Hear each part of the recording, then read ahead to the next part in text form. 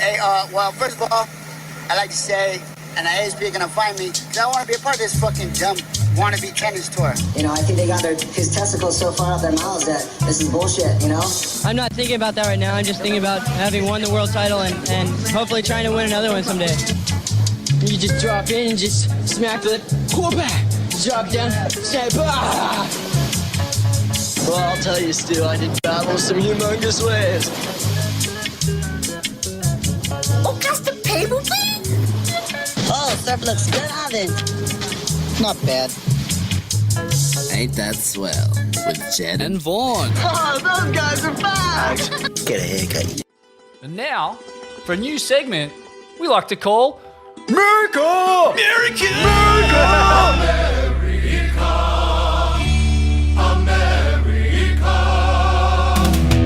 Murica! Fuck yeah! Coming again to save the motherfucking day, yeah, America! Fuck yeah! Freedom is the only way, yeah! Terrorists, your game is through, 'cause now you have to answer to America! Fuck yeah! So lick my butt and suck on my balls, America! Fuck yeah! What you gonna do when we come for you? America! Yeah! Welcome, Todd Pride, Exactly what we sound like. Yeah. editor of Surfer magazine. Not Surfing magazine, it's gone, Vaughn. Defunct. Can you believe it? Tragically. I can't believe it, but I'm glad that there's one print title still beating the drum for print and doing their best to cut down the last remaining trees in the Brazilian rainforest. Well done, Todd. Thank Todd you, sir. Pride. Well, you guys got surfing, Surfing Life, Surfing World. You guys still have a couple standing, right? So many. So we've actually got more surf mags now than we had in our junior days, Smithy, I think. There's no underground surf anymore. No. That one bit the dust. That one was so mad. And Waves. Waves magazine's gone too, sadly. R.I.P. Stab doesn't do print anymore either, by the way. Pour one out. But Todd Prod, you guys do print magazines over there in the land of stars and bars, and you've actually got your, what is this, the 60th, 50th anniversary edition, volume number DOS? Tell us about it. You guys cut out there for a second. Did you ask me about the 60th anniversary? Yeah, tell us. Oh, this is going great. Yeah, man. Tell us about the 60th going anniversary good. edition, volume 2. Surfer turned 60 this year, which is pretty fucking nuts. So basically, like, the idea that we had for the volume was that, like, we wanted to do something that wasn't, like, strictly backward facing, like looking at where surfer has been, but also, like, looking at what's happening now and what's interesting and where it's going. And so, like, one of the things that we're doing is, like, for the covers, we're kind of playing homage to, like, the most iconic covers of surfers past, but kind of, like, using, like, new people and, you know, settings to kind of, like, just play homage. And, you know, Wade actually was on the first one of these. There he is. Yeah. What about panelists? What'd you make of that, Wade? Yeah, that made me super. But that happy. was I was so stoked on you know, that. the original was from 1969. It was a John Severson kind of design mock-up of a Roger Adams, like, off the lip at Santa Cruz, which I guess was super progressive at the time. But yeah, you know, we thought they, like, Wade with, especially with Pentecostal and, like, how creative and awesome that movie was, that he was, like, kind of the perfect fit for that first issue. And then the second one is a play off of the classic, like, Craig Peterson shot of Kevin Naughton jumping off the bow in Fiji, which, you know, like, this wasn't, like, the issue that we had planned, but with coronavirus and everything going on, we were like, you know, let's do something that's, like, about the escape that surfing provides, like, in difficult times. And we're, like, looking through the archive and thinking, like, what kind of epitomizes that most? And, like, we just kept going back to, like, Naughton and Peterson's travels and, like, those early covers in the 80s. Like, they're just so cool. And I think, like, nothing really captures that, like, spirit of, like, what surf travel is, like, all about more than what those dudes were doing. And they were just, like, shoestringing it, you know, just, like, you know, working along the way, like, doing whatever they can to get it done. And yeah, just iconic. The Surfer Magazine 1984 cover, correct me if I'm wrong, Vaughan, but is this not the one that gave your old man Alfie nightmares for years afterwards, yeah, mate? My old man, he'd been over there and surfed before the crew got there, and I think he slept on the island and cut a snake in half and slept with the rats and all sorts of stuff. And next thing you know, it's on the cover of Surfer. So, well played. I won't tell him that you're on the show because he'll pull out his little Todd Prod voodoo doll and start jabbing his weed stalks into it. Oh, it's not Todd Prod's fault. But what I wanted to, it was cool hearing you say, mate, you know, like the thought that goes into the cover, the thought that went into Pentecostal, obviously. Like these are ideas and, you know, you're building basically, what are you building? You're building like the fantasy, right? And that's what magazines have always done so well. But that fantasy sort of is starting to go missing in this sort of digital era. The challenge for surf mags in Australia for sure is getting people to care still about those ideas. Is that the same for you guys? Are you guys sort of, you know, when you became the editor of Surfer, you're taking over something bigger than just a brand. You're taking over this sort of monument to the culture, and a lot of pressure comes with that. Do you find now, after, you know, doing it for so long, that people care just as much as they used to about the print title and how it's going? It's tough to say because like some people, like especially with this volume, like the people who are old enough to remember these original issues that we're like playing homage to, it's like they've hit me up and they're like, this is the coolest thing that we've seen in surfing in forever or whatever. But, you know, it's like I don't know, I'm kind of curious. Like we haven't gotten as much of that reaction from like younger folks. I think they like do like still appreciate like what a print magazine is and like what it represents. But I mean, it's just tough because you're competing with like literally like an entire universe of Instagram videos and, you know, things that are like, don't get me wrong, like super entertaining, but it's like, there's not a lot of thought like going into that stuff. And, you know, but like, it's the same thing for like surf films, like Wade with your movie, you know, that thing like really stood out because it was something that you worked on for years and like put a lot of thought into.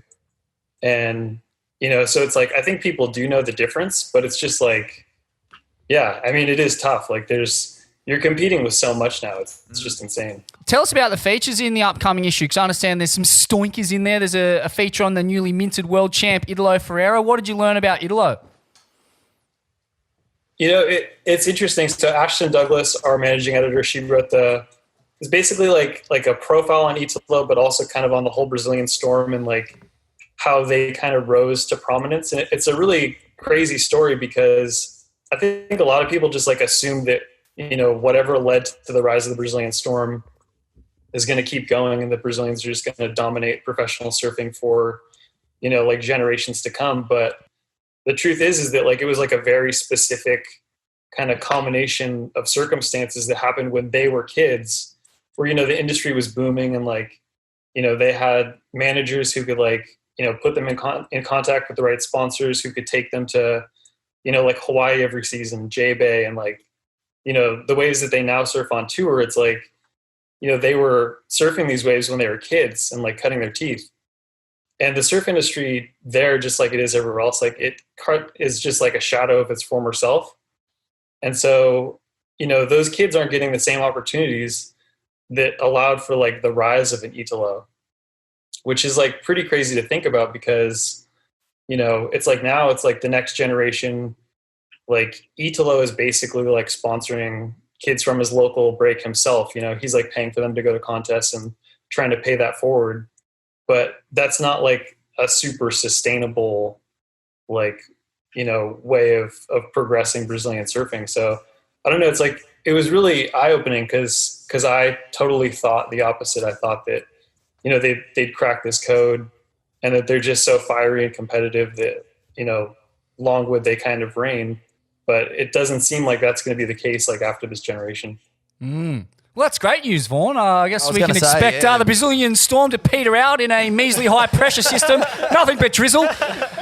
I'm interested to know, too, I mean, Italo Ferreira's throwing money at sponsoring the local Groms. What about Medina? The guy's got millions of followers. He's dating several supermodels at once. Is he not forking out to sponsor the new generation of Brazilian talent? Sorry, was that a question? Let's take that as a comment. Moving along. Now, Talk to us, talk to us, Todd, Jed, about. Jed, I gotta stop you. I'm gonna say something that I love you guys' show, and one of my favorite aspects of it that is probably a lot of Americans' favorite aspect is trying to figure out what exactly it is that you are saying, Jed. Oh, they don't call me the punch drunk pikey for nothing, slang, Todd. the Prod. slang is so fast and loose. Like, I think there was something you said in an episode recently. You're talking about like bleaching your corn or getting your corn bleached. Ah, yes, yes. That's one of Vaughn's. What the hell? What could that possibly mean? Explain, Vaughn. It's basically just dragging your balloon knot so hard in the face of a wave that it changes colour. You know, your sticky date, your date, your Surely that makes perfect I sense. understood every word of that. your date, your cornhole, your sphincter. I got it. Hey, moving on to something more serious, Todd Prod. The George Floyd Black Lives Matter paddle outs that have happened all over America these past few weeks. We've seen some huge protests in LA and other parts of California. Yeah, what's been your experience of protests over there in the States and the rebellion in general? Yeah, you know, I mean, it's such a crazy like time, unlike any other that I think any of us have lived through over here, as I'm sure you guys know. But yeah, you know, like when it first started, like, and there were these planned paddle outs. I don't think anyone really knew what to expect, if it was going to be, you know, a couple dozen surfers or, you know, 100 surfers.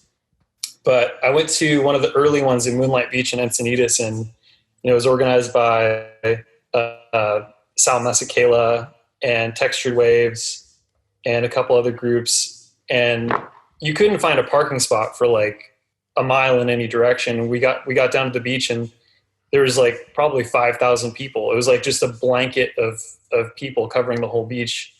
And, you know, everyone has like signs, and people have like painted their boards with like no justice, no peace, and like these protest slogans. And yeah, it was honestly like one of the most powerful, like coolest things I've ever seen in surfing. And, you know, Sal had some words, and we did like a little, you know, it was like a 8-minute pause for, you know, to kind of remember the time that George Floyd spent like under that officer's knee. And then we all paddled out, and yeah, you know, there's like Groms who are like participating, and they're just like, you know, shouting these chants. And so like, I think that what is happening in America is like, it's affecting every single person on such a deep level. Like, it's like nothing we've ever seen before, really.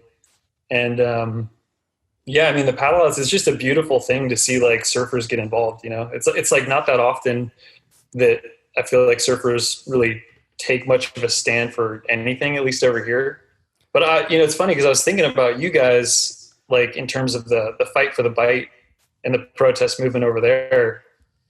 That was like the only thing that, you know, that it reminded me of in surfing was, you know, those mass paddle outs in Torquay and elsewhere where, you know, you guys really stuck it to them and sent the Norwegians packing.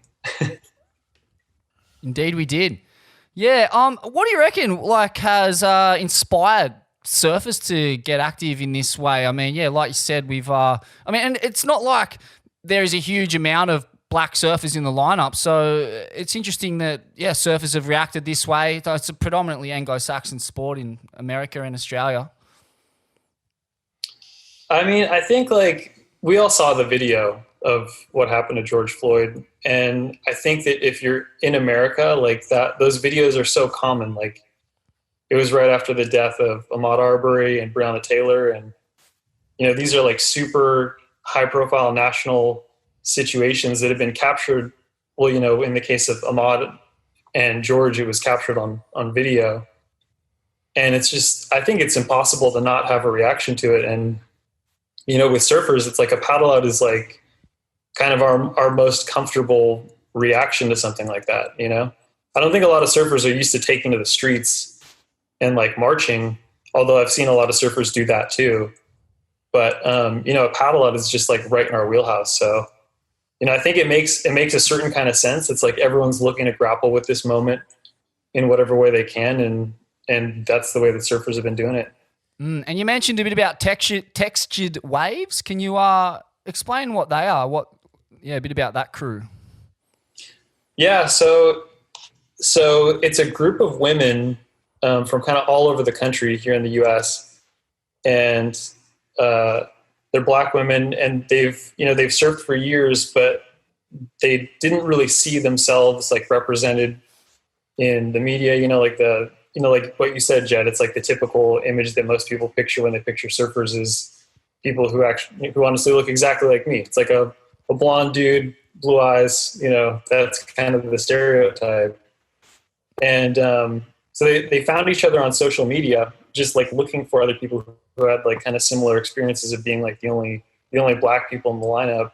And, that kind of snowballed into this thing where they started this Instagram account that shows like other surfers of color in a narrative that's not just like, because the other typical narrative that we see is like the white savior, where it's like, some white folks like pushing Black kids into waves in some foreign country, which is like awesome and like good on them for sure.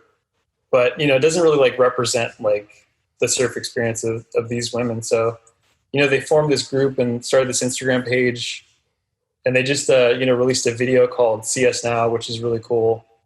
But yeah, they were involved in that protest and a bunch of other ones. And it's just like a really unique thing in surfing. And I think that, it's just like, it's awesome what they're doing. And I think that it's helpful to surfing to like see an example of kind of more diverse groups of people participating. Fucking oath. Well said, Todd Prod. Yeah, I just backing that up, like I always say this about women surfing, any sort of like surfing that's going on out there that in some way doesn't sort of live up to this, not the standard, but the world that is controlled by what surfing has become, which is predominantly a white, pretty privileged sort of space to be in. White boys. But you give people the opportunity to get out in the water, have some fun, and then the rest of the opportunities that come with that, especially even just sort of like showcasing their talents, their enjoyment, all the same things that we all get out of it. Well, then that comes, it just adds more sort of momentum to what they're doing, and they feel more a part of it all. So I think that's absolutely crucial. Good one, Todd. It's kind of like a nice thing, because I think as surfers, like so often everyone's trying to like put out the exact opposite vibe, which is like, we don't want anyone else surfing. Like no one new is welcome.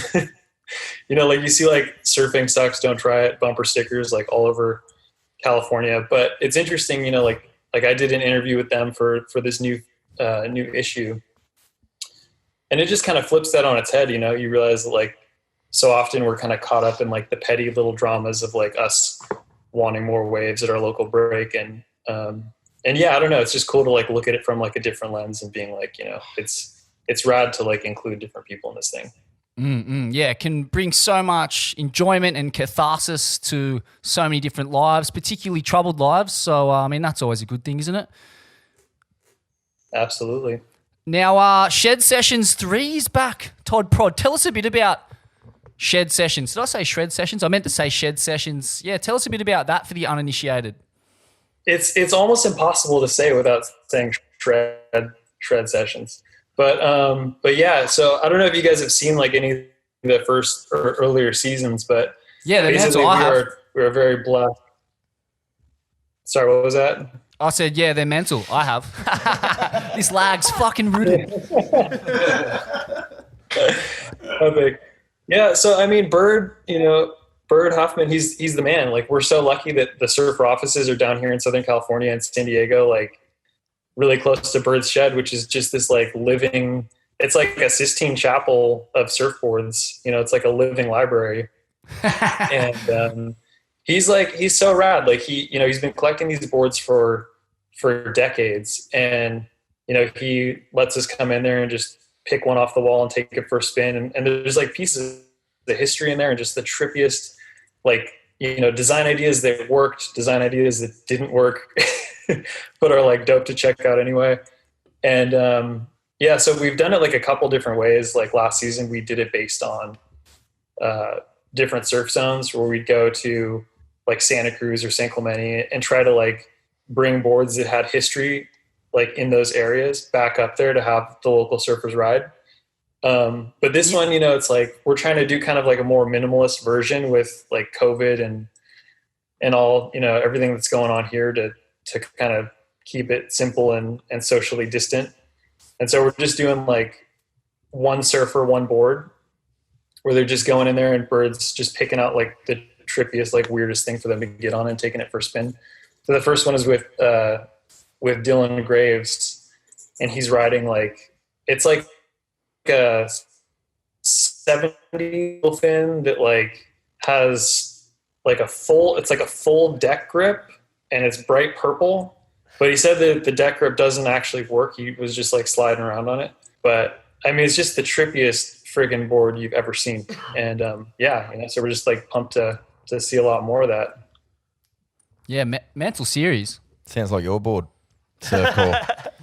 Yeah, it looks like Trigger's board over there, actually. But yeah, mental. Fun zone. And the final bit of news out of America. Marine Layer looks like it might be on the road back.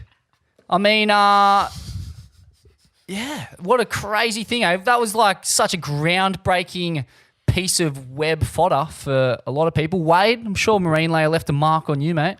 Yeah, I loved Marine Layer. Everything Dane does is good, basically.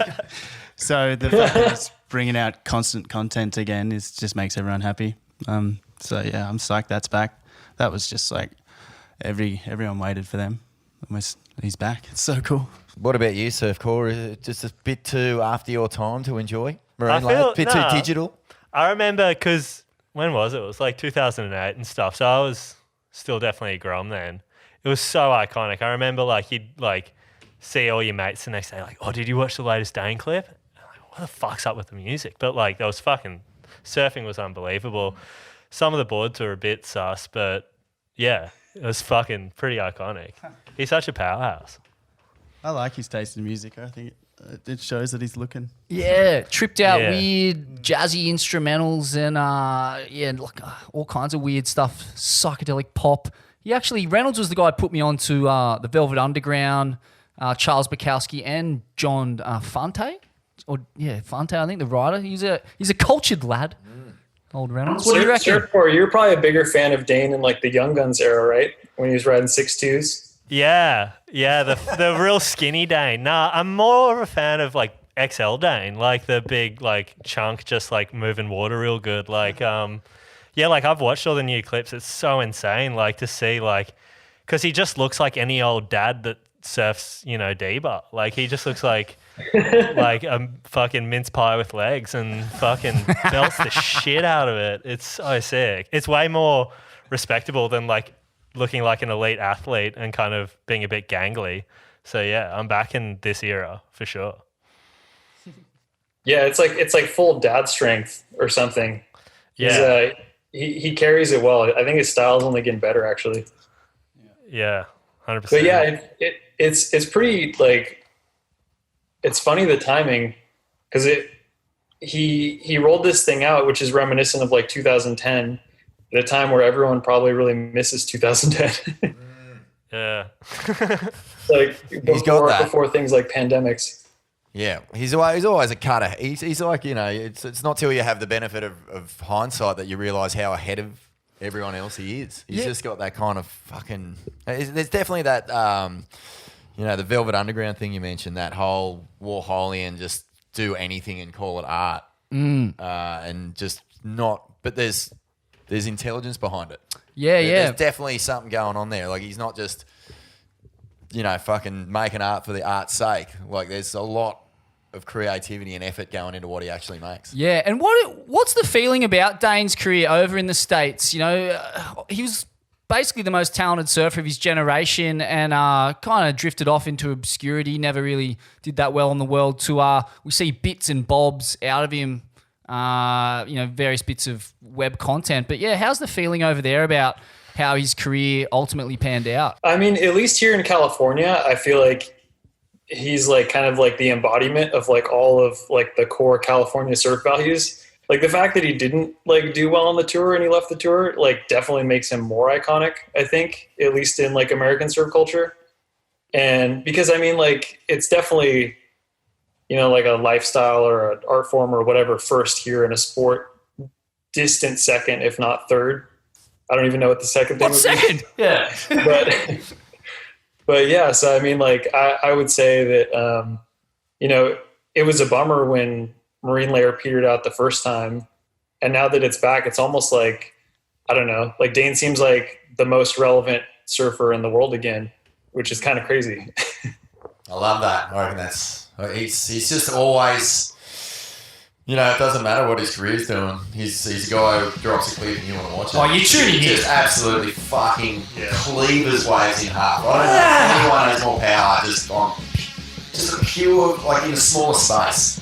You know what I mean? Like it's almost like he doesn't have to wind up or anything. He just comes off the bottom and so deep. And then when he fucking buries it, it's just a mess. He just destroys it. Fucking amazing, man. What a surfer. Fucking love it. Yeah, the other thing is that, like, obviously he surfs incredible, but like the dude actually writes like very well. Like I don't know if you guys saw what he posted today. It's kind of like he kind of shared his thoughts on everything that's going on with the racial justice revolution in America and police brutality, but then also kind of like the role of social media and like the spread of misinformation. And it's funny, I was like, no one else in surfing is really like even talking about this.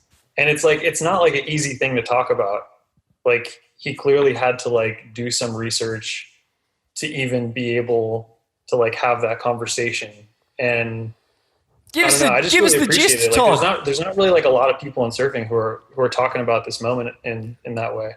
Give us the gist. Was he saying burn it all to the ground, or was he saying stick flowers in the rifles of the National Guard? What was his take?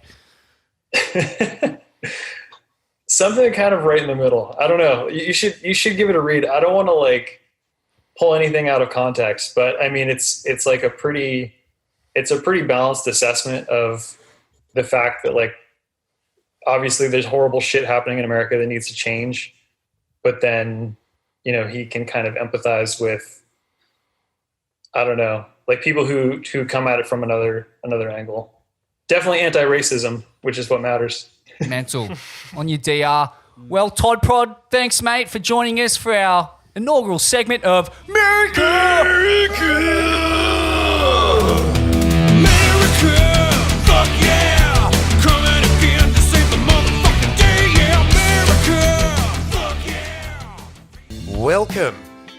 Welcome, Swellians, to our semi-new regular column / topic / what segment? I don't know. Anyway, it is time for Ain't That Swell's Team of the Week.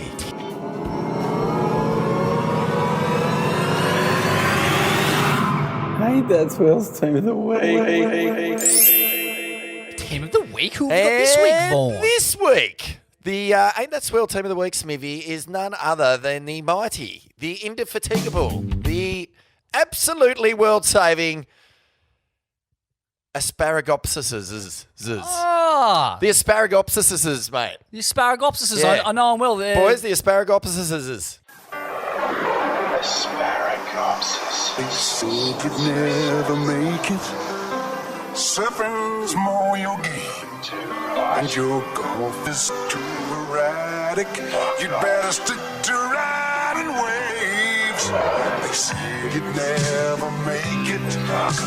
It seems their words were true. It must have been heartbreaking when you knew what you could do. They said you'd never make it.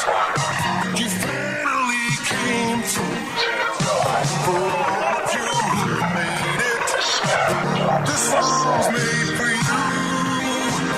Made for you. This one's made for you. You've made it through, and this one's made for you.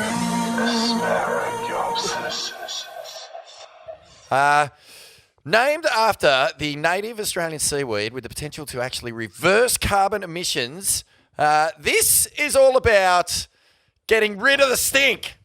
There's too much stink going on, Smithy. Oh, I'm sick of the stink. I mean, the only stink I like to see is in a Fibros versus Silvertails 1975. Oh, you little baby! Rip in! Bit of a Les Boyd stink Love on it. the beak. Yeah, the whole planet has just been in a perpetual state of stink since 2020 started. So I want to reverse the stink. And my first choice for this team, running it up, straight up the middle, in the forwards. Straight up the guts. Team of the week.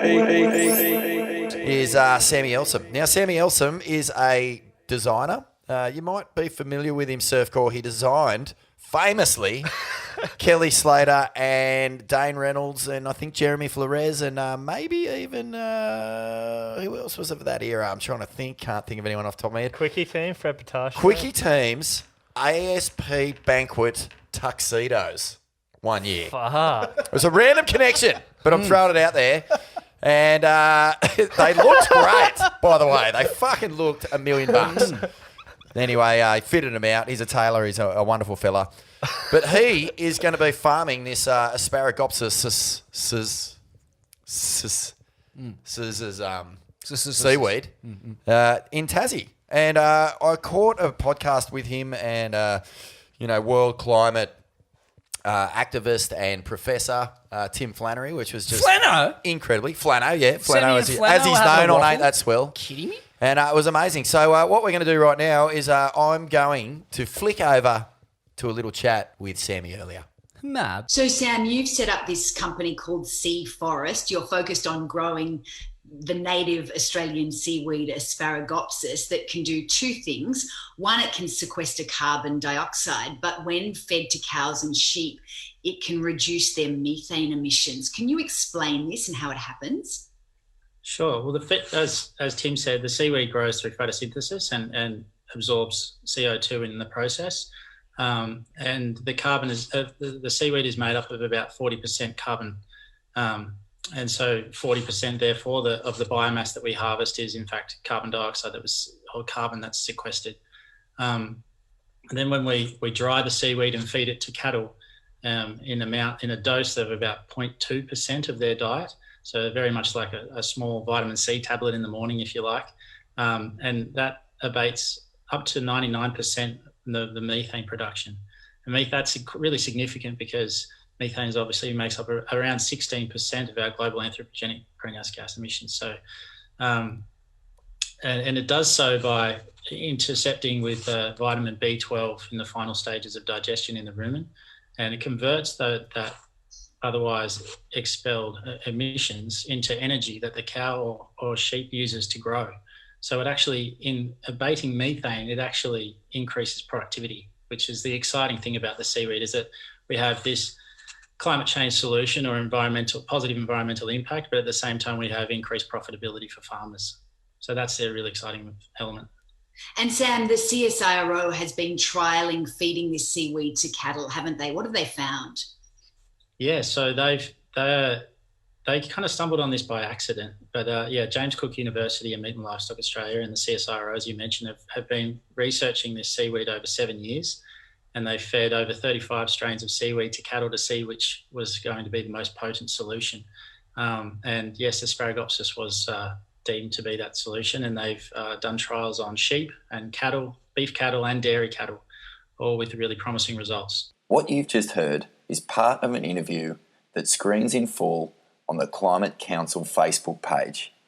Chaired by Lisa Upton, features Dr. Tim Flannery and Sam Elsom talking about the benefits of Asparagopsis. So there you go, boys. Seaweed can save the world. We are getting rid of the stink. We're going to store that fucking carbon in these plants, bury it under the ocean, forget it even happened. Who knew seaweed farming was could both save the world and be a prosperous business? I mean, the last I'd seen of it was the housewives of Sumbawa there collecting it on the beaches and harvesting seaweed, turning into facial products, sold all around the world for a couple of cents a day. It was hard yakka, but Sammy Elsom's doing it in tailored suits. That's right. And you know Tim Flannery. My dad does. I've met him once, but they did like an Indo boat trip, not like a surfing one, like checking out coral reefs and shit. My dad's hell into ornithology, like birds and stuff. So, What's his favourite bird? Wandering albatross. Wait. Yeah. So your dad went on an Indo boat trip to look at birds? Nah, to look at coral and Right. to look at I guess like sea life up there. Well, he's not alone. I've seen a few, South African businessmen and whatnot going on a Indo boat trip to get a close-up look at some coral too. You know what I'm saying? Anyway, look, huge props to Sammy. What he's doing is huge. And if you want to find out more, we'll whack a link on the Facebook so you can get stuck into the Asparagopsis' team captain and what he's up to. Well Smithy, who played. you got? I've got at number 2, Caroline Marks's backside hacky sack attack. Have you seen a better backhand than this? Asks Stab Magazine. You had a squiz at this thing, Vaughn? You seen her? I think haven't, but I it's feel looks like like- Tressel's rights. We're catching up. Are we going to watch it right now? Let's have a squiz at it. But I feel like it's been 3 episodes since we last talked about Carolyn Marks's backhand. So we're due. We're due. We're well overdue. I think potential world champ if the tour ever happens ever again. Yeah. Like, I mean, I'm talking like when it's back. She's out of control. Her wingspan's pretty out of control in that though. Like she does full aeroplane arms into like some of the turns, but I reckon it looks sick Have sometimes. you seen where her leading arm winds up when she's actually come off the bottom? Like as soon as she sort of starts heading vertical, have you seen where her leading arm winds up? It's like behind so her. far around that she's almost scratching her the other shoulder. She winds it, mate. Yeah. What do you think, Goodsy? What do you think of the She whacks it. She's backside so good. technique? How do you do good backside re-entries? How do you squirt the tail like that? Wow. I haven't ever done one that powerful. She's such a She's nug. really good.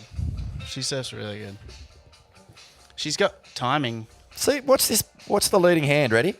Look. See how far around it goes? She's really properly coiling up there. Just absolutely dutzing it into the heavens. Are you kidding me?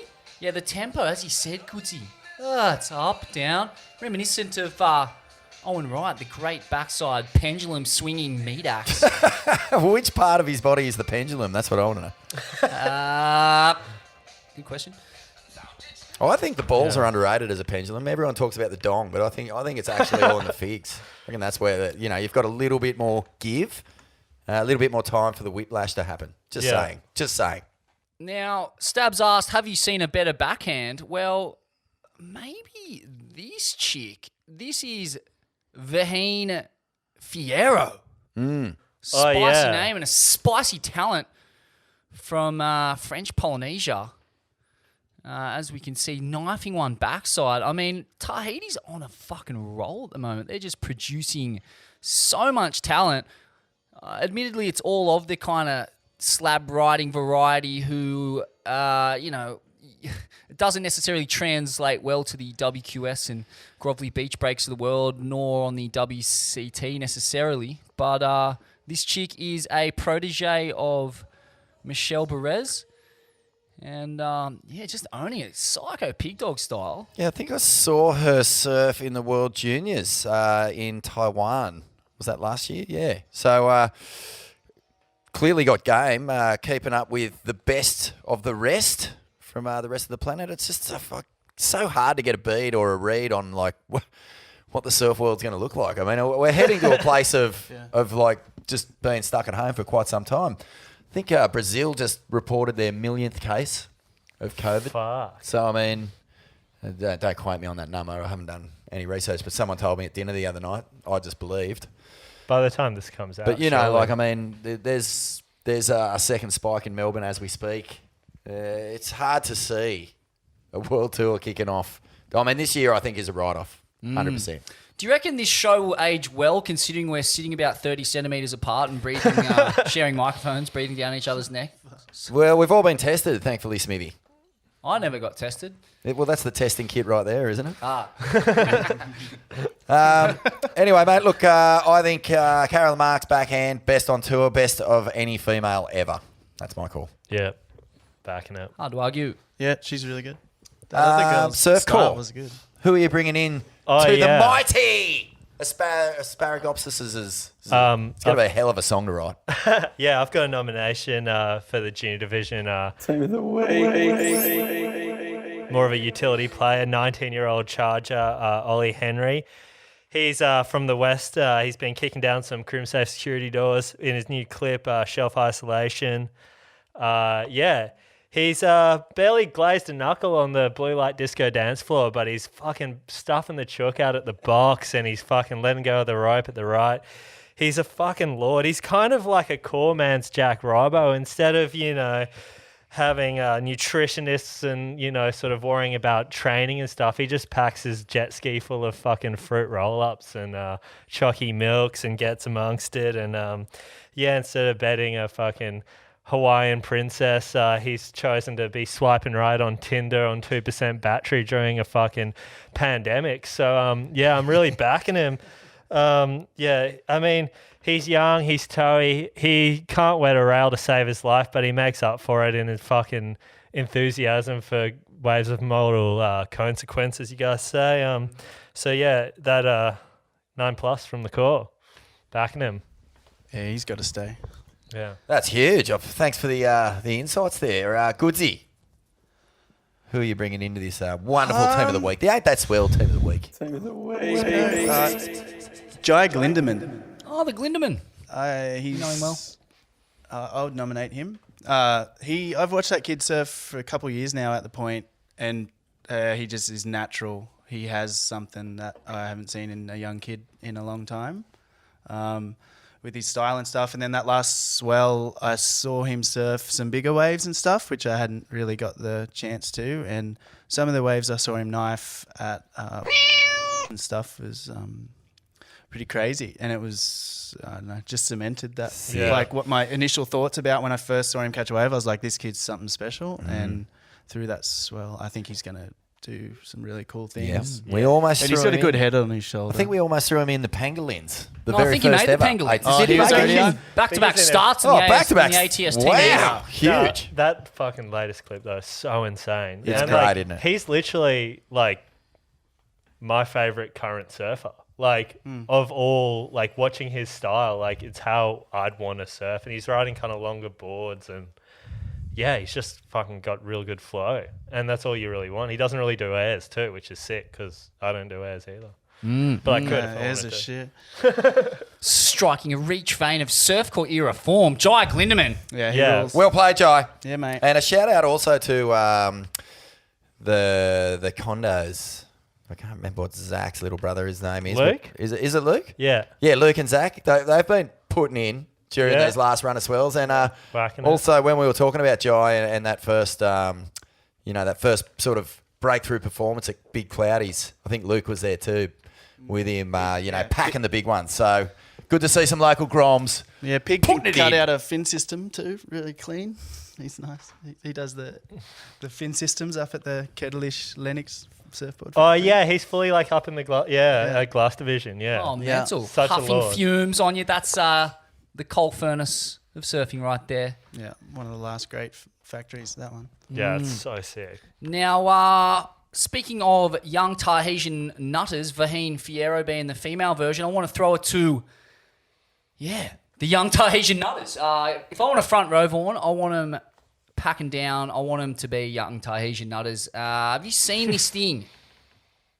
Matter Hydro lay packs at Kaiki Shorebreak.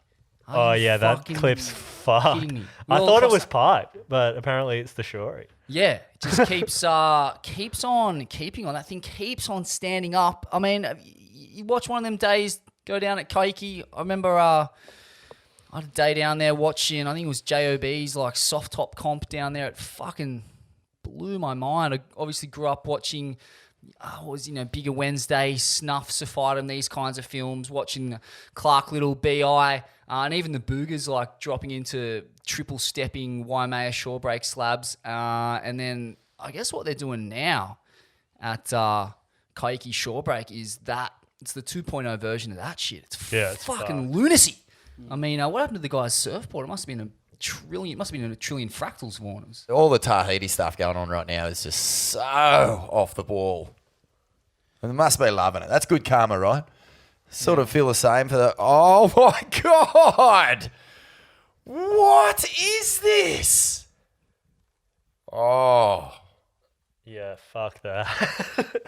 What? Oh my goodness. That's like, it's out of screen. It's not even the screen more. What is that, 20 foot? It's fucking bizarre. That is packing it. Look at the sand there. Oh my God. Old mate in the foreground's absolutely in a stupor. He doesn't know what he's seen. But, I mean, and just on that, I don't want to stop with Matahai Drolet. Yes, carry on, Vaughn. Oh, I was just going to say, I've swum in that shorey when it's 2-3 foot, and it is so brutal. It is so full-blown detonating. Like, you can come up with a sand enema that, you know, is scratching the back of your eyes. It is so full-on. I got pinned in doggy there once.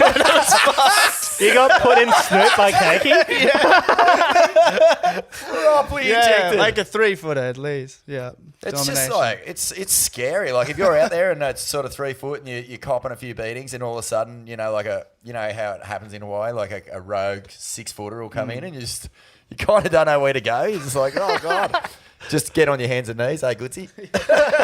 Now, a bit about Matahai Drolet. Obviously, the brother of Manoa Drolet, who you mentioned, Wado, the OG Chopes master, the master of the silk in the Pacific juice.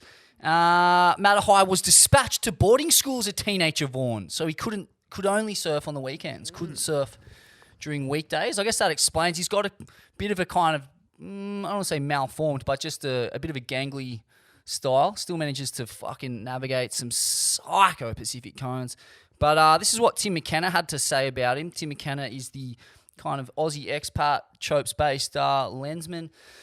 The last few years, when it was over 10 to 12 feet, you wouldn't see many locals out there, and definitely no kids.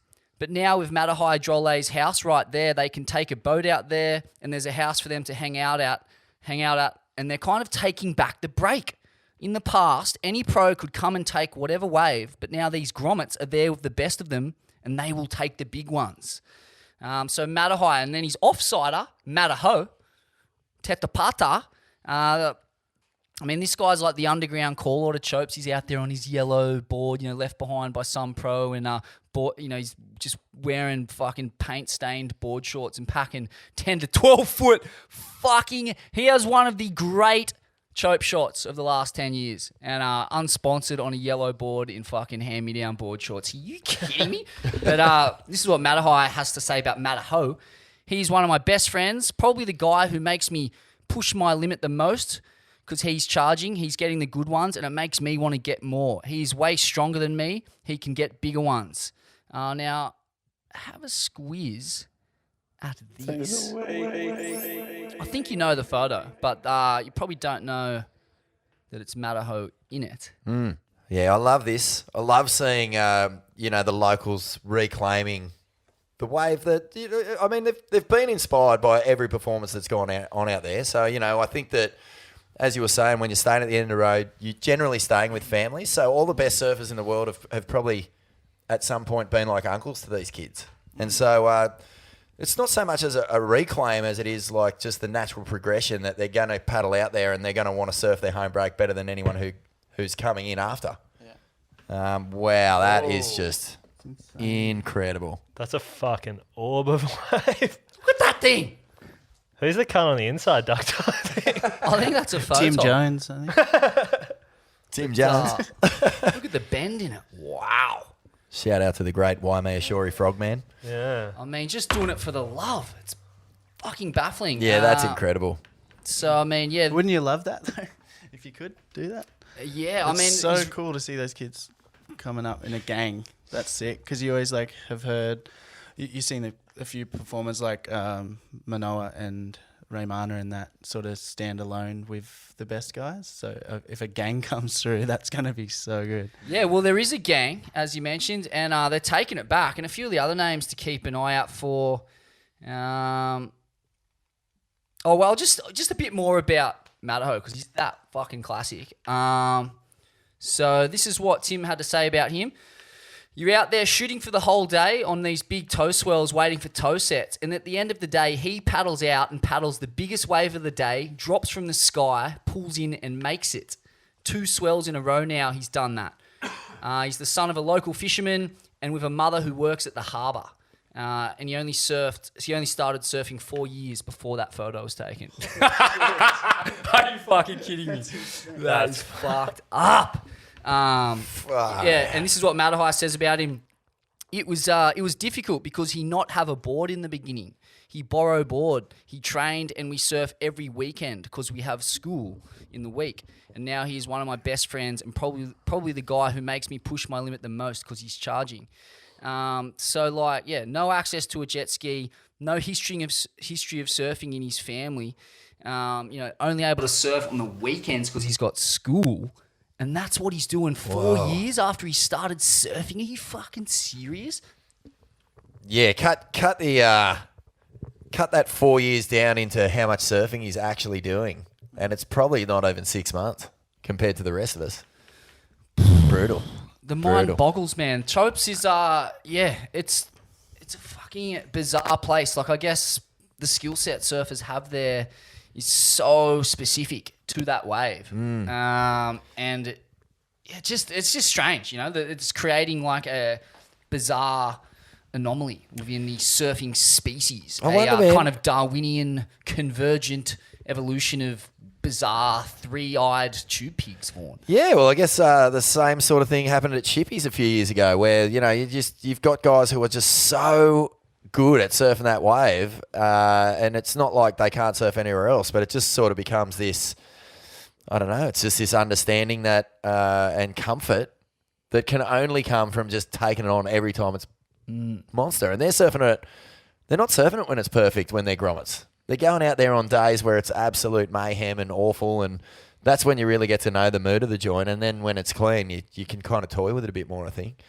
That's what's going on with these guys. It's crazy that a guy like Mataho can get to the level he got to, considering, spending so little time in the water. And then you've got guys like Philippe Toledo, who's fucking one of the absolute most purebred pedigree surf talents on the planet. Cannot get barreled out there to save his life on a solid day. It's got him absolutely just rattled. It's bizarre, isn't it? It is. It's all pure psychology, really. Yeah, Toledo, you'd think, has the ability to get fucking spat out of a giant orb. Yeah, that's a really tricky one to read, man. All I can think of is we had a grom in our hometown who started really late, wasn't really allowed to surf in the Arvos because his mum wouldn't let him and all that sort of stuff. And by the time he sort of got old enough to have his own way and go surfing, he felt like he was so far behind the rest of us that he just overtook us in months. Like his progression was so fast because we were already, so in our little zones and our routines, and he was just so much hungrier to just try and get that, just catch up. It was a full drive thing. And maybe that's sort of what's happening here. A couple other quick names to be aware of from the end of the road, the children from the end of the road. Coley Vast. Epic. You caught much of this dude, Wado? Yeah, I've seen all this stuff that has been coming out of Tahiti with this new wave of crazy kids. It's amazing to watch. I miss that place because, as we spoke earlier, I haven't been back there since the Billabong days, pretty much, just through not being able to. So, I miss the place, and I'm tripping on how much these guys are taking over and how late they're taking off. They're paddling stuff that people would have towed easily. And these kids, there wasn't even a young crew. Was there a crew coming up that you saw when you were there back then? Not so much. It was more like late teens, early 20s, kind of like Hiari Williams and Michelle and Hiratera Tunufa. Yeah. Hira was a bit older, but there wasn't like a gang of like little kids like you see. I think it's like catching up to in a Hawaii evolution of surfing now, where like you see that happen over there, where there's kids at 16 doing grown man shit, and I feel like that's happening in Tahiti now. Classic, man. Tahiti's always had world-class representatives sort of as part of the scene, right back to sort of Arsene Hairho. Do you remember him? Yeah. And Poto, of course. But these guys were not just good surfers. Like Poto won a World Amateur Junior title. Hero won a World Amateur Junior title as well. And then you've got Drolle. He was on tour for a year or two there.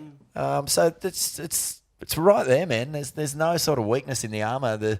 No. I think the one thing that always sort of lifts your country is what you mentioned before, that group mentality. And when you've got 4 or 5 kids with the same sort of talent level, all wanting to beat the shit out of each other, then you see things lift pretty mentally. But that Corley Vast, he was in the Taiwan World Juniors that I went to as well, and he pretty sure if he wasn't punching himself in the head, he was punching the shit out of his board. He wants to be, up there. He wants to sort of make it as a big time pro, I think. Let's hope he doesn't get into the passion pop. He makes it. And this is the youngest product from the end of the road. This is Gilbert Tiavi, 14 years old.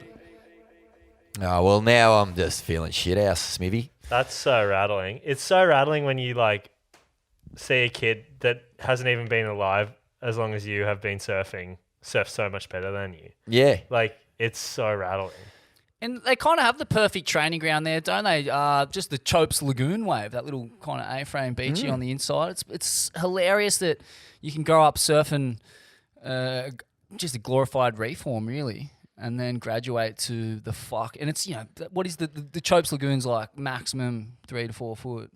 It's typically 2 foot. And then they paddle out the back and get a 10 to 12 foot Pacific ore. Yeah, I'll never forget the most demoralising feeling I've ever had was paddling out a pipeline, fully doing the deep breaths on the beach and just, here we go, all right, yeah, and just, paddling out and just could feel the pins and needles in my feet, Smithy, and managed to get out without duck diving. I was just paddling towards the lineup and looking at all the people. And it was only once I sort of sat in the lineup and took a look around and saw this sort of pregnant woman sitting next to me on one side and a 13-year-old kid on the other. And then there was, a couple of little girl bodyboarders who'd slipped out there. I was going, what the fuck is going on around here? I just felt like such a fraud.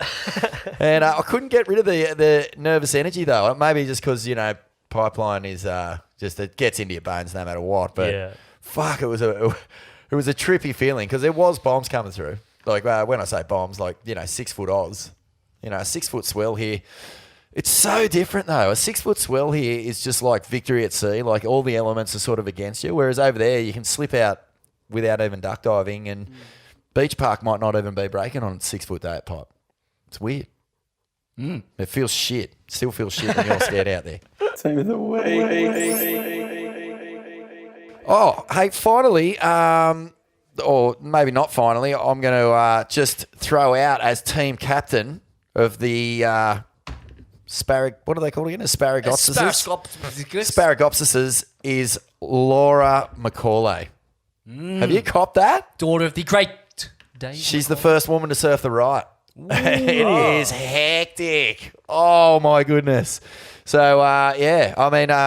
I don't know how long it's been getting planned for. I actually saw it on mainstream TV without the volume for an ad for 60 Minutes or something, or on the news, but it was in between the footy, so I wasn't really paying a whole lot of attention, but fucking packing it, and pack serious, big ones out there. And I've been so, caught up and blown away by Laura Enover, what she's done. And I think Paige Arms and a few of the other big... That tunnel vision. You paid no attention to young Laura McCall. This is fully, say it with me like, Wim Hof. Fully heavy. I'll see if I can find it for you, Smithy, but what do you make of this? Like, what does it say to you when you're seeing this sort of performance and this sort of like glass ceiling shattering... fucking epicness. I'm glad you brought it up because we've been waiting a while for a bona fide, no frills female tube pig or tube so to be politically correct, I guess. But there hasn't been that female. I mean, Kiala Keneally, I guess, is probably the closest thing to it, but just that, slab raised tube pig, surfing, it's manageable. I think women surfing, wow, that is an respect angry egg of ocean. But yeah, we haven't seen yet just the tube addict chick surfer, right? I think Laura really is sort of like, that's why her film and the timing of it was just so good, because you were going, this is a full commitment. This is like one track mind, hunting the cone and doing it in the really the heaviest possible scenarios. But, you know, it hasn't necessarily come naturally for her. She's grown up on the northern beaches. She's had to work at it. So I'm kind of waiting for that, Vahine, Fierro, a Laura McCauley, someone who grows up at West Oz or Tahiti, where there is slabs and waves of mortal You're conquence. looking for a female camel. That's what you're waiting Female for. Russ Björk. What do you call a female camel? Does it have a name? Has it got a camel toe, perhaps?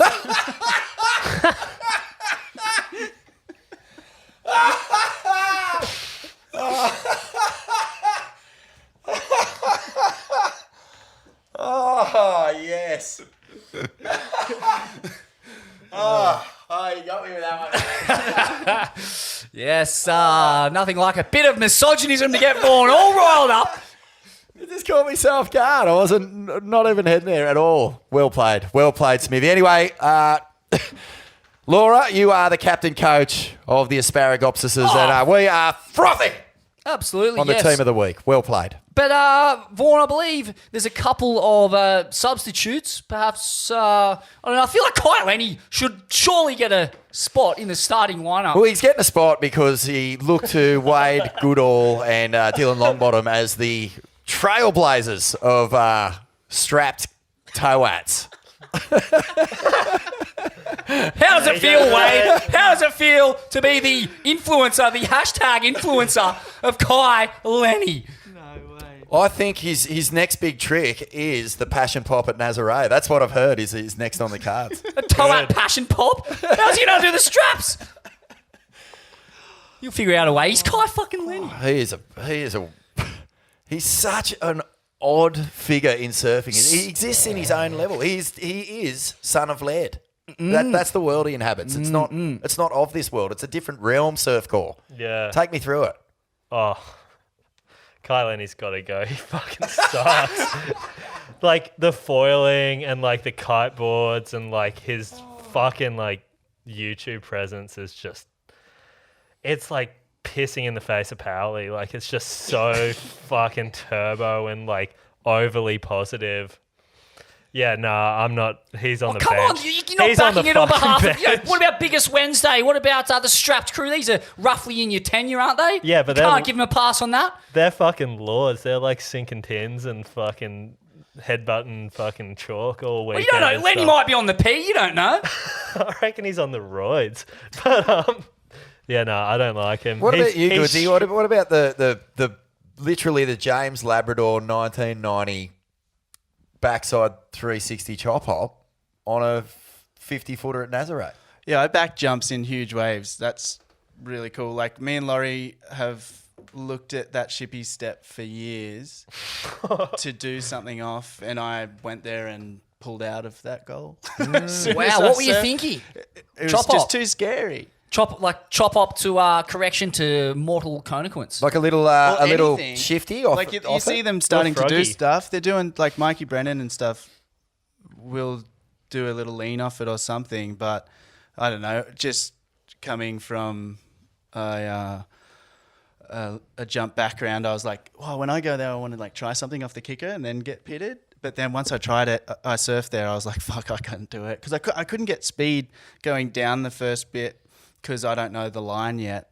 So to get enough speed to project off that step properly, I couldn't work it out. So I was just like kind of quitting. But What about instead of coming down it, towing at it? doing like a roundhouse? Doing just get whipped in from the front straight. I mean, the ski driver's going to have to probably, Go straight up into the... Well, put it this way, he's going to have to sacrifice himself and ski for this trick. But what if you just like did a little toe out at the 1 footer on the inside as it's just starting to purl? Little front side air rev or something off it. I don't know. Into the Oh, pit. we were thinking more like a flip or something, or like a full spin. But I don't know. I back anyone that wants to tow into giant waves and do shit. Like we're seeing people paddle into the craziest waves that are breaking. So if you're towing in, you might as well be trying choppies and shit. I think. Yeah. I'm back in that movement. Like I hope more people get involved and try and jumps on huge waves because like it was always a thing I thought of but never even tried, and now my legs are carcass, so I would never try it, but I'm hoping people get super into it. And what about... turns into like big mountain snowboarding at that point. It's starting to go there though too, because the big pow calves that Kyle Lenny's doing at Jaws, like top to bottom, are pretty skits. But I know that you can't pay them because all the other crimes. Who was that? Who was that older? crimes. No, I backed the chop hop he did at Nazaré. Who was that? Lord, was it Randy Rarick that used to do like backies strapped in like off like outer log cabins and stuff? Rush Randall. Yeah, Rush Randall. Yeah, he's the Lord. Yeah.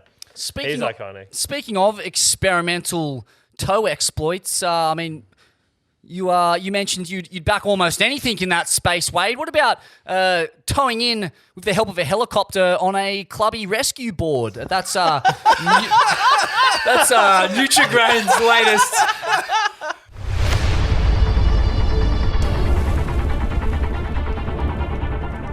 The speed was just outrageous. I started wondering, what has Georgia got us into here? No, that's fine. Copped a couple of huge beatings. Oh no, Georgia's gone down. Someone get in there. So I had a breakout season last year. It was a pretty incredible achievement winning the Triple Crown, but I need to look for something more and put myself through something that I've never been through before, and this was the new goal. She's so full of confidence after this season she's had and so determined to just do this insane idea, and I don't even know if it's possible. Reached out to Bevy to help me along with this project. As he took on ship sterns last year, thought he'd be the perfect man for it. George's idea is crazy. Not only is this a world first, but we're attempting it in these conditions in one of the most remote locations on the planet. Latest adventure. This is progress, Vaughn. This is what surfing in 2020 looks like. Oh my That god! Lord towed shippies too on a fucking Nutrigrain. is that guy? Yeah, it's that Lord. Yeah. Georgia Miller and Matt Bevilacqua. You wonder, is he a relation to the great Claire Bevilacqua? The Is he part of the Bevilacqua dynasty? The great Claire Bevilacqua. You reckon Shout Claire out. put him up to it? I hope so. I hope so. Was it the ultimate kind of passive-aggressive put down for a fuckwit clubby of a brother? Go, hey, you know what you'll finally get your respect in the surfing community? Is if Helicopter you get out there on your clubby rescue board and whip in on the back of a jet ski into Pedro Breaker. You'll finally have their respect, Vaughn. And does he have their respect, Wade? Does Matt Bevilacqua have your respect? No, I'm not backing. You hear that, No, I'm not backing helicopter nipper board towings at Back all. to the R&R, mate. Back to the R&R. Oh, it's Todd. What's happened? What's he got to say? What has happened here? What is TB saying? We need help and we need someone to guide us and show us the ropes, and Taj Barr is here with us. Hello, guys. He's just a wealth of knowledge and experience, and I'm so glad he's here. Over the years, I've been to some wild surf destinations and I've seen some crazy stuff go down, but this is extreme. And these guys want to tow into a wave. Not only that, they want to tow in with a helicopter. It's insane. Yeah, It's insane. It's insane. Well, they must That's have- one word for it. How much did they pay you, TB? How They much should have done they've an gotten acid the TV? I drop out can't of believe it. it. Well, this is just what is this as far as TB's career trajectory goes here, Surf Call? No, I'm back in TV. He should have done an acid drop out of it onto the same wave like he did in Now we're Passion talking. Pop. That would have been And iconic. focus that clubby board. Maybe they didn't pay TB anything. They just gave him a bowl of Nutrigrain before that interview. Oh, that is one funny clip. Fucking crack that shit, eh? Good find there. A final reserve is just, I'm going to give me mate Aussie a shout out here because he has been storing personal photos, the persos, POV shots on his GoPro, like just like the Asparagopsis stores CO2. He's been surfing his little home break down there at Broadwater, a town that is literally famous for having a sugar mill and also for being the last known spot where Jeremy Biles and Shane Herring were seen in the same place at the same time. Wow, you mean to say they're the same person? Is that what you're trying to tell me? No. They were just seen outside the commercial hotel there, waiting for it to open, I think. But, well done, Oz. Getting out there, getting it done. Store the persos, mate. Store the carbon. The selfie king. I like what he's doing there. He's managed to incorporate all kinds of bric-a-brac and jettisoned goods. Well, he's from doing a whole St. Vincent de series. Paul's. You can go on his website and buy a poster of all the different dolls he's taken into the tube. What's the name of this series, Vaughn? I don't know, but I know that he's got a full toy box full of goodies that he's going to try and get in the pit. I mean, he's got all sorts of toys. But yep, so there's the Asparagopsis team, mate. What a team it is. Wonderful, wonderful. Well played. Very well played. Question time. And don't forget, folks, Ain't That Swellians. If you haven't made a donation to Ain't That Swell and you want to hear more of this endless drivel, Hear and watch now in 380 pixelated, good quality footage. that's right. If you want to, 240, you can, 140, 380. what's that? The 720. This frame speed. Yeah. Sound like 110, Chris 240. Yeah, you can jump on our website, theswellians.com, or click the link in our bio if you want to make a $1 donation, $2, whatever. All right. Oh, hold on. Since we've reached the question time, it would be remiss of me not to toast it in true ceremonial Swellian fashion by ripping a hot one. Go, Smithy. All righto. Well, Smithy does his business. Let's get stuck into it. And Surf Core, the first question is for you, mate, from the Daily Grind. I would go and have a squeeze into his thing. Oh, yeah, he's got some game here. Look at this. Couple of good forehand hacks. Oh. And nice drop wallet. He's good, mate. Oh, followed by Neil Purchase Jr. and Margot. Wow.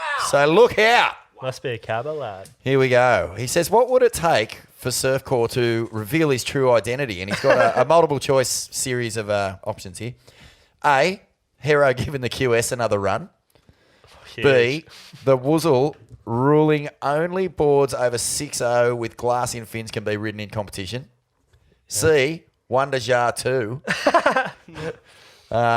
D, Billabong re-releasing Tagger Trunk campaign. Or E, other.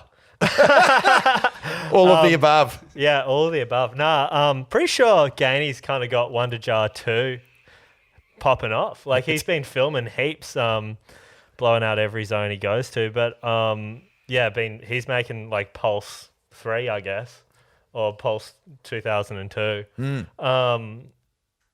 But to reveal my identity, I'd have to see Hero get seated in a prime. That would be pretty mental. Then the balaclava comes up. Well, the regional series is coming back. I mean, it's not out of the question. Yeah. If Shane Herring, Shane Holmes, Super Shane. I love it. Yeah, Shane How Werner good is too. that? I can't wait for the regional tour to kick off. Hopefully so it's this mental. year, Smithy, if the Woozle can get this shit together, and run some events again. It'd be great. It's not really on them. It's Bring the back rest of the world, surfing, but- Vaughan. More surfing. Here we go. Blairo 111 with the donations and the funding coming in from the Swellians. Will Smithy and Vaughan now be able to run Roy and HG style commentary on Woozle events? Oh, pirate radio. Well, you've tried it, Vaughan. The bad cast. What happened to the bad cast? Oh, it just became boring when we had to get up at 4 a.m. to do it. I reckon there's a chance here, Smithy. I don't want to give too much away, but wheels are in motion, my friend. Wheels are in motion. Phase two. Okay. Phase 2 begins. Swellian, stay tuned. Phase 2. Phase 2 culture. For Wade, and this is from Seeves 108. I think it's Seeves. Chris Eves. Private. Evesy, private. Oh, you know he's a fucking filthy animal, this bloke. How does the mental scar tissue of 2 broken legs affect your mindset when attacking waves of mortal consequence? It's a good question, actually. Like, sometimes I guess when we think about your injuries in the past, you kind of, first question you ask is like, how do you feel doing airs again? But are the pins just all locked in and 100% confident in big surf where the impact zone could shatter them into a million pieces? It's been 3 broken legs. What? Yeah. After 2 was fine, but this last one kind of cooked me a little bit. What's wrong, mate? Have you not been drinking your milk? You got early onset osteoporosis? I mean, I maybe shouldn't be joking about that. Maybe you do. Yeah, only time will tell. I think that's I copped a few years of like, drink more milk, and I'm like, yeah, fuck you. Drink more milk. Try a full rotation backside air reverse, you could. I don't know. Doctors, I ask every time, is my bone density is there something I should be checking out? And they're like, no, it looks fine. It's just the the injuries that you have are the equivalent to riding a motorbike into a tree, you know? Shit's going to break and force on force. So I guess the question is, it slowed me down heaps because I haven't got better at surfing for a long time. Like I've been stunted in a way, I feel like. And then you're being harsh, mate. See, after Pentecostal, I'm looking at you as like pretty much maybe the best surfer in the world, free surfer, like so well rounded, the Aussie Dane Reynolds, man. And I think you're at your peak physically. I mean, the injuries are mind-boggling. But the other thing is, I think what people also might not understand unless they've seen you surfing in the flesh is that you move at a speed and with a level of power and commitment that injuries are gonna come. Like man, it seems unnatural how fast you go at it and how hard you go at it. So you're a bit of a you'd probably have to say you're kind of a superhuman or a bit of a freak show. Yeah, maybe that's why the injuries are coming. I don't feel like it. I feel like shit most days. I'm sore all the time, and it doesn't take much to get sore. But the scar tissue, it took every leg break about 2 years to stop hurting constantly every day, and then once that pain goes, it's like through activity, inflammation happens, and you can only go on so long and shit. And then now where I'm in like no pain at all, I feel less pop and I feel less, with all the metal in my legs, I feel less spring, like landing and shit. So air-wise, I don't have like the pop that I used to. But with big waves, it's kind of like, it's just reading it, injuries aside, it's like committing, reading the wave properly. And if no matter prior injuries, doesn't matter about your prior injuries. If you fuck up, you're going to get fucked up. So it doesn't really come to play. I've got a question for you. Where does the professional free surfing rule book stand on the use of peptides? I mean, if you want to get some more pop in your game, dose yourself a couple of peptides, Wado, or steroids. I'm not even joking. Like, I don't think there's any qualms with it, is there? And why haven't we seen it yet? Why haven't we seen it yet, Fawn? Load up! Could you? Get on the juice! Imagine, we talk about the power and aggression of Dane Reynolds in this kind of dad bod state he's in. Imagine if he was carrying an 8-pack and traps the size of the Harbour Bridge. What he'd be throwing down. Oh. And I joke about it, but steroids and stuff like that, one of their best functions, the best use of them is in repairing from injury and coming back from injury. And I think Bigger, Faster, Stronger, the kind of steroid propaganda film that's still worth a watch. It makes that point. Like for those, unless there's a reason, legally speaking, not to take them, doctors prescribe them all the time for all kinds of ailments. There's a rumour. I guess mostly muscular, but I don't know. Maybe. Have you ever heard the rumour? I heard a rumour. It's like completely unfounded, but that in the 80s, a lot of the, or some, not a lot, I'll just say some top-line pros were rumoured to be using steroids, and hence the sort of out of proportion thigh muscles. Bainey's made a couple of potentially libellous claims that will not be aired on this program. Good. Thank God it wasn't us. We don't have the legal funds to challenge it. We donated it all to the Black Lives Matter campaign. Exactly, mate. So I don't know. Maybe there has been a precedent set. I know that Neko Patarats, we spoke about that. He was, just having a shocking time with back injury, wasn't it? And so I think seems unfair in surfing. I mean, drugs in sport. No one wants to really see it, but I just don't see how it can help in surfing outside of injury repair. Anyway. Think about it, Goodsy. Do I know a guy? Well, I did, live in the inner city of Sydney for a while. I know a couple of blokes down the gym scene at Darlinghurst. Let me speak to a mate of a mate, and I'll see what we can do for you, Goodsy. It just never seemed appealing, eh? You mind if I hand your number out? Or? Yeah. Hey, Chris Eves as well had one for you too, Surfcore, and he just said if there was a carve show, the opposite, or in the spirit of the air show, but a carve show. Oh, yeah. Who'd win? Margot, Taylor, Sarni, Oki, Fanning, Parko, Herring. Fuck. Did Hog Dog make the list? Hog Dog's not on there, but he could be. I saw a fucking pretty skits photo this morning of Todd Prestige. It was like a black and white photo I think Bosco took. And that fucking blew my mind. It was like Like it looked like the whole carve happened in the lower third of the wave, but it was like a fucking fishhook shape. Just on Prestige for a second, he comes from a long line of powerful rail surfers, so much so, in fact, for a long time, the family name was Prestige. But he changed it because he wanted to break free and be his own man. It was Prestige from that moment on. But Prestige has now become the synonym for great flowing power surfing. Yeah, he's the Nicolas Cage to the Francis Ford Coppola family, right? That's right. He just separated himself. Yeah, Todd Prestige. That was a prestigious. Yeah, but no, You got a winner? Yeah, of all the of current guys, I don't know. William Cardoso fucking puts it on rail, but I'd have to probably say the panda. Old boy, Robbie Rickard puts it on rail. Yes, Ribby Rockhard. He's but he reckons he's losing weight at the moment, so I don't know about that. Maybe title in contention, but I'll pay that. He puts it on rail. There's nothing quite like it seeing a big man throw weight, throw chunks, and throw weight. Is there? Sean Briley, a big pipeline. Punch O'Sullivan, just seeing big rigs throw it around. There's just something hypnotic about it. Yeah. It's like watching a wrecking ball swinging off a chain doing ballerina. It's quite bizarre. Yeah, I watched a little bit of just the leftovers of Dane Reynolds surfing in the electric test, the board test that Stab did, and fuck me, man, whoa! When he buries it, I don't think anyone compares. Was he eating leftovers before you watched those leftovers? I don't know, mate. He was fucking dead doesn't set. mind a feed. He doesn't mind a hack, the big man. All right, so Jasper Endersby. Sorry, mate, I've butchered your name. Jasper, good on you, brother. Swellians. Is Goodall the best surfer to ever surf P-Pass? I think for sure, and it should be renamed. The P should stand for Passion Pop Pass. Here, well played. Rename it. We're taking it back. It's going to be the triple P-Pass now. Are you the Captain Cook of P-Pass? Rediscovering this Micronesian atoll and then renaming it in your honour?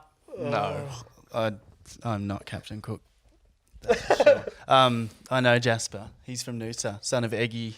He's a good lad. No way am I claiming nothing. No.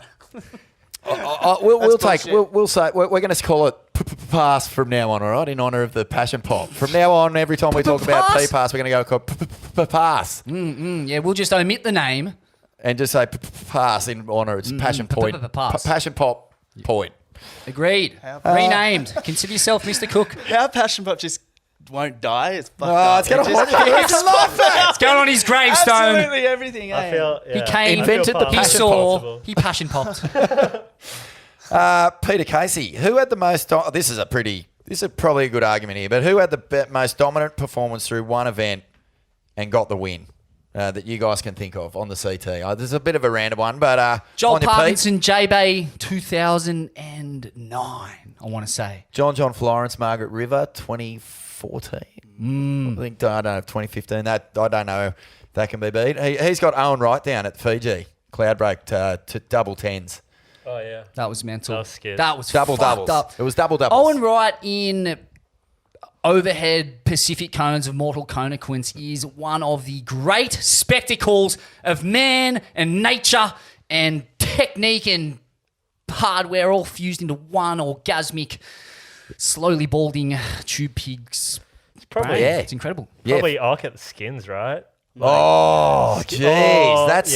That's the winner. Skins. Yeah. That's the winner. That's the biggest difference in because all those other ones, there is other competitors that you're like, they could have kind of got freefall.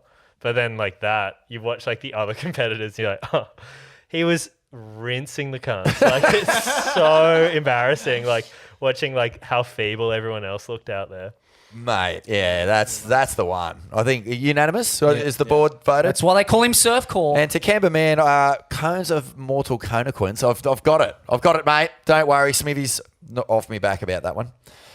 Let's have a look here. Ed Rumbo. Fuck yeah. Question. If a mate loses his board at Sharps on an 8 to 10 foot day and a young man paddles in to share his board with him as they get swept around the cliffs to boulders while sets rain down on their heads, how many cases of beer does said mate owe this young legend? Yes, well, you'd start by a kind of a head-high level of cases, I feel like, and brick it out from there, wouldn't you, Vaughan? I reckon that's, it sounds like... Do you build a house? It sounds like if they've been washed around into boulders, from shafts. That's a decent wash in.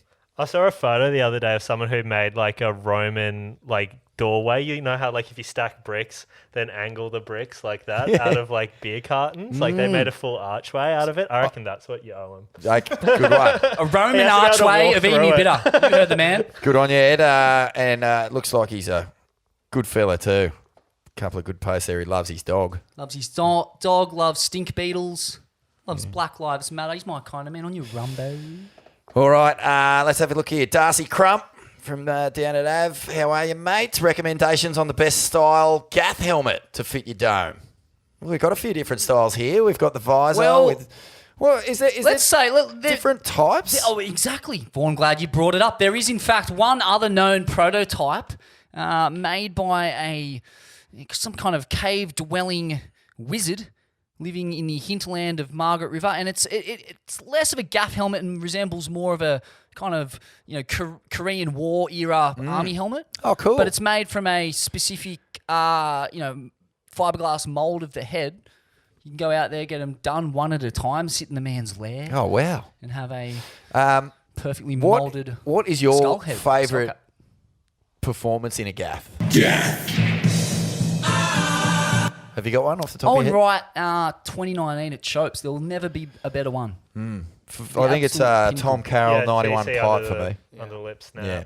But there's a guy that's been surfing D-bar lately in just like footy headgear. And I reckon that's the way, because you're not going to get like the rattling from that. It's just like literally the foamy sort of...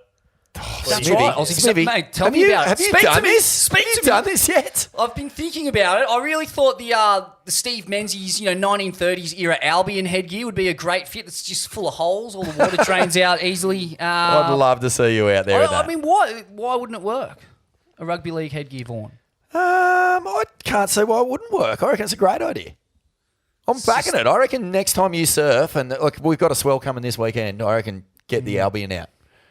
You're in. You're on. I mean, those are. It's just those wowsers in the fashion backwards. And if you do that, surf community that are holding me back. I'll tape up. I'll tape up my ears and paddle out with the 1980s rugby league second rower look. Well, I'm already packing some cones in my footy shorts, my Bondi United footy shorts. Just add the headgear. Actually, funny story. There's a photo. I'll flash it up, right? So I'm getting a tube in my football shorts, right?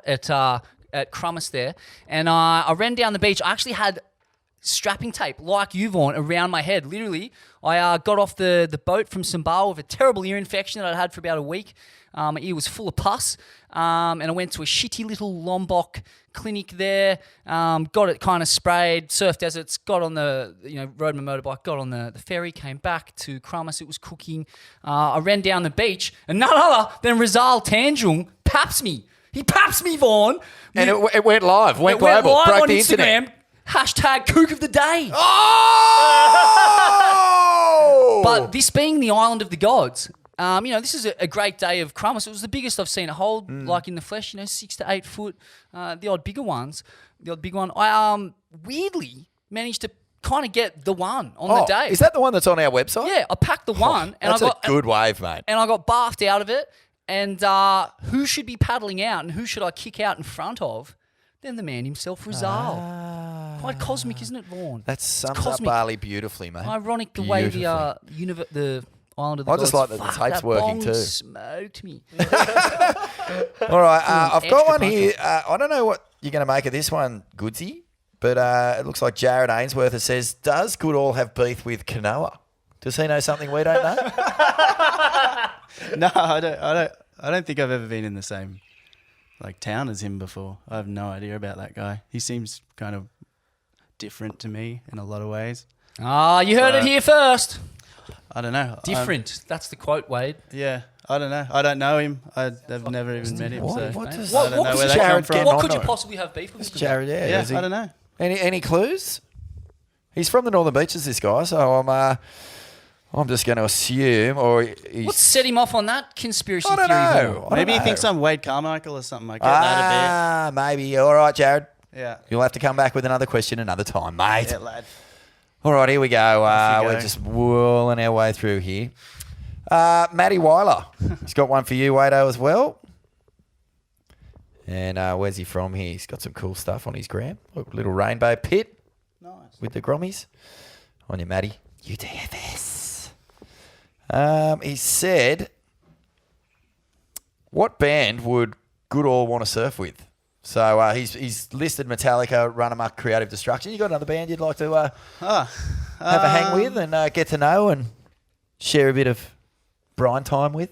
Not really. Like not like big anyway. Like you are wearing wash. I would love to I surf with Creed and Bo and Ellis every day pretty much, so I want to keep surfing with those guys. So probably the Washies and then Blister, Sean and Noah. So I want to continue. Goons get a start on there too, mate? Yeah, but where are you? Yeah, we're still floating around, mate. Yeah, We'll I love blow the Goons. The cobwebs off the The only guitar time I strings. see Killer is at like school drop off and stuff, and that's where I get my little taste of Goons, and it's nice. But I don't see you as much. Nah. We had our first jam the other night. He's not hanging at the daycare though. We played one song and then packed up all our shit and just drank beer for 2 hours. It was awesome. Sounds perfect. But, Surf Call 2001 from Finchop. He says, Surf Call 2001 would love to get your opinion on how many channels my 6.6 by 17.5 by 1 and 17/18 should get. How many is too many? How many channels? Yeah. Oh, 4's too few. I reckon 8's too many. So go with a 6 channel, just A-B style. Real deep, but not like the mellow ones, like real deep A-B channels that come out the tail. A little swallow. Talk us through. Not like those channels that Snake made for Jimmy. Oh, those ones, yeah. No Snaketails channels, proper AB channels. If this is that's Finchop, so his name's Finn, and it looks like he's got a bit of game. All right, well, a couple more. Let's see what we got here. Goodall. How comfortable are you with staying in backpackers with unisex showers, and at what age did you stomp your first air reverse at Parrell Park? Do you know this guy? Yeah, that's my best friend, Kalen. Kalen Schloss. On you, mate. He's also got a Caroline Marks-ish severe backhand on him. Wow. Yeah. Zaps He's like it Mark style? Calandra Zocchi, really. He's mental. What's the go, mate? You're not fans of backpackers? You stayed at? Oh, yeah. No, unisex showers seem to be the problem. Yeah, I don't really like staying at them very much. I think they're real dirty and shit. So he always... You don't like getting bed bugs at a backpackers? Look at these bourgeois elitists sitting there. Too good for backpackers, eh? Too good to pack in the bunk beds. Well, with fuck, the, if I want to save money, I'm in my swag. And if I want to stay in a place, I'll get a hotel that I don't have to share a toilet with a bunch of cunts. It's savvy. That's what you do. When you go to the backpackers, you bring your swag and you camp out on the floor. Much cleaner, Vaughn. Guys, I think we'll use this question to wrap it, eh? And I think it's a fitting one to, seal off what has been an awesome afternoon hanging with Wade and Surfcore, and always love hanging with you too, Smith. But this guy is Jacob Fryer. I'll just make sure he's not frying up anything too full on here in his gram. Can't get into it. Followed by Surfcore. You know this guy? No. Well, you follow him. And the sea mullet. And the sea mullet follows him as well. His question is, where was the passion pop in Pentecostal? And can you still pull one without the over-the-knee boardies? Where was it? Why didn't we see one in Pentecostal? Just even in the credits, man. I saw Credits you go is for where you one drop the other that day shit. in Ballina, actually. Yeah. I've been doing them a bit again lately because of Vinny got me all... Jake Vinny got me all psyched on him again. But I just haven't really felt the urge to go there But lately I've been trying a couple. But I just don't think it's that good. So I don't try them very much anymore. But I do have this like passion pop power where when I look at people, they do them. So like it's happened on 3 different occasions. So I even got Gabriel Medina with one. I swear he did. I looked at him when he was going across and he did a passion pop and I was tripping on it. Whoa! And, I haven't really even That's met... the Pentecostal powers, man. You've made a deal with the Dark Lord. I can feel it. I can make Tanner Gadaskis do them because he knows I like it. And then Jake Vinny, I saw it. Yeah. Well, so Wow, is this the kind of the underground network that really runs Surfing Born? And they're This all is- just secretly, I know that the white supremacists have their kind of OK symbol, but their symbol's a discreet passion pop in the shore break. That's what it is. This is like the fungi. It's how like if you The stand on the mycelium. ground, it's eating the soles of your shoes and all that sort of stuff. This is the unspoken language of passion poppers. yeah, I think it should stem to every single move. Like if someone is somehow related to a move, you should, if you make eye contact with them on that wave, you should attempt that said move. I like this. It's kind of like a very martial arts, nod of the cap to the originator. Yeah, I like it. I could see it, in the martial arts sphere. I actually just love the corrupt. when Fuck that. I was going to say. Next time I see Kersey in the car park at Devo, I'm paddling. he has been ripping though. God, he's been surfing well in the 20s. Hey, before we go, what was I going to say then about the one last thing about the passion pop? Oh, just seeing a turn take on a new life because Vinny has actually made it look like a really. It looks as fun and fresh again as it was when you first did him. Yeah, it is. He's really good at it. It is fucking fun to do. Yeah, that it's move sick. came from a 1 foot wave in Caloundra that has a tiny bowl after the takeoff. There's literally nothing else you can do on that wave. So that's where I started doing them. And that's people go, oh, it's just whatever. It's just nonsense or whatever. But it's also just fuck, what else am I going to do on that piece of shit wave? That's where the genius is always created. Always. And it's meant to be fun. And Jake Vinny surfs so fun. I love watching him surf. Yeah, he's such a bullshit. Same. He's so good. All right, boys. We'll check his next time. And ain't that swell? Up the fucking Swellians. Yeah. The Swellians? Cheers, boys. Mad. High fives. Are you kidding? Are you kidding? Are you kidding?